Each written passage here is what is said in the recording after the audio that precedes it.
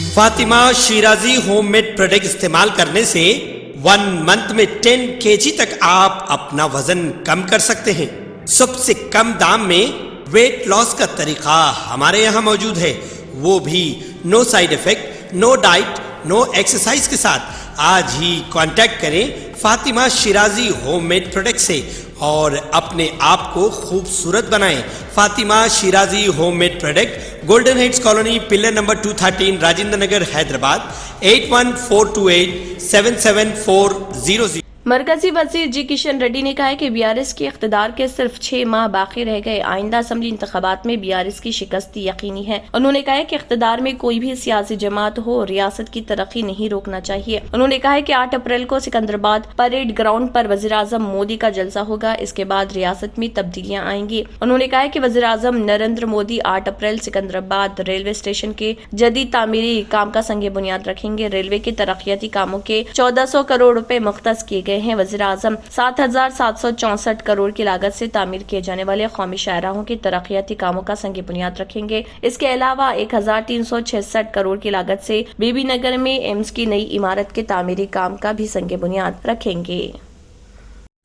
تلنگانہ کے وزیر صحت ہریش راؤ نے برہمی کا اظہار کرتے ہوئے کہا ہے کہ بی جے پی طلبہ کی زندگیوں سے کھلواڑ کر رہی۔ بی جے پی میں ہمت ہے تو وہ BRS کے ساتھ سیاسی لڑائی لڑے، لیکن بی جے پی اس کے بجائے بچوں کی زندگیوں سے کھلواڑ کر رہی۔ وزیر موصوف نے بی جے پی لیڈروں پر تنقید کرتے ہوئے پوچھا کہ کیا بچوں کی زندگیوں کو داؤ پر لگا کر سیاست کرنا ضروری ہے۔ انہوں نے واضح کیا کہ کوئی بھی حکومت آنے والی نسلوں کے لیے کام کرے گی۔ انہوں نے میڈیا سے بات کرتے ہوئے کہا کہ ریاست میں BRS کی حکومت ہے، مرکز میں بی جے پی ہے، ہمیں آنے والی نسلوں کے لیے کام کرنا چاہیے، لیکن سیاست کی خاطر آنے والی نسلوں کی زندگیوں سے کھیلنا مناسب نہیں۔ ریاست اور ملک کے عوام یہ سب دیکھ رہے۔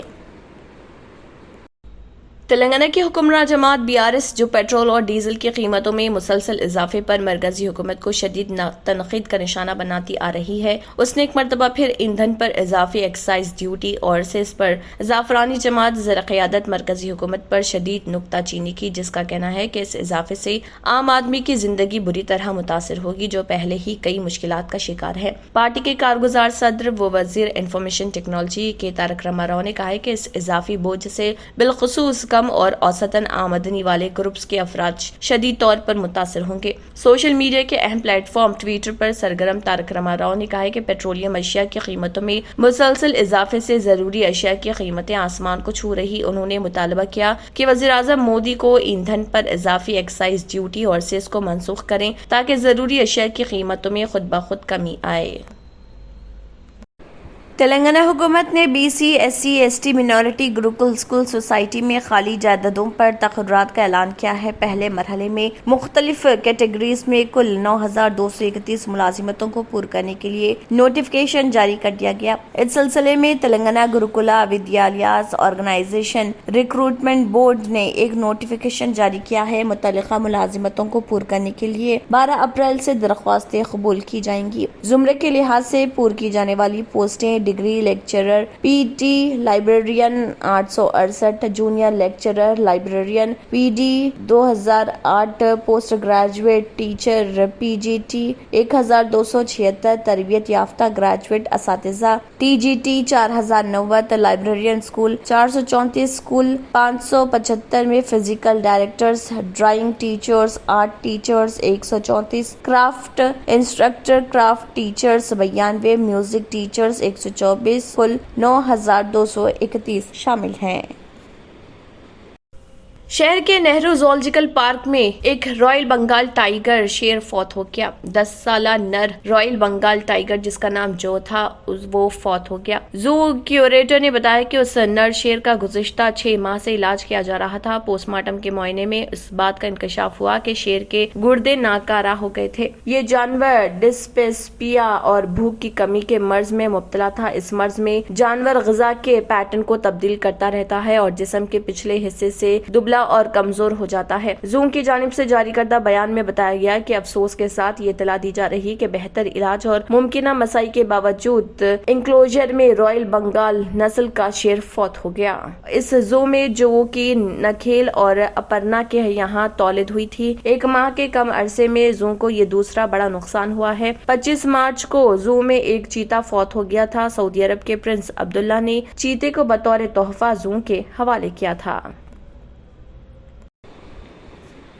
کرناٹک پولیس نے مویشیوں کے تاجر ادریس پاشا کے قتل معاملے میں گو رکشکوں کے ایک گروپ کو گرفتار کر لیا، جس نے گزشتہ ہفتے مویشیوں کی منتقلی کے دوران ادریس پاشا نامی شخص کو ہلاک کر دیا تھا۔ رام نگر کے superintendent of police Kartik ready نے بتایا کہ یہ گروپ پنیت کیر یہلی اور اس کے 4 ساتھیوں پر مشتمل ہے، جسے راجستھان کے بانسواڑہ سے گرفتار کیا گیا۔ انہوں نے بتایا کہ 31 مارچ کو اہم ملزم پنیت کیر یہلی اور اس کے ساتھیوں نے مانڈیا سے آنے والی ایک گاڑی کو روکا۔ انہوں نے گاڑی میں سفر کرنے والے 3 افراد پر الزام لگایا کہ وہ مویشیوں کو پڑوسی ریاست گاڑیوں کو لے جا رہے ہیں۔ گو رکشکوں نے ان کے ساتھ گالی گلوچ کی اور ان پر حملہ کیا، حالانکہ وہ کہہ رہے تھے کہ ان کے پاس مویشی خریدنے کی رسید ہے۔ ملزمین نے ان کے پاس سے 2 لاکھ روپے کا مطالبہ کیا۔ ذرائع کے مطابق ادریس پاشا کا، جنہوں نے مزاحمت کی، گو رکشکوں نے پیچھا کیا اور پیٹ کر قتل کر دیا۔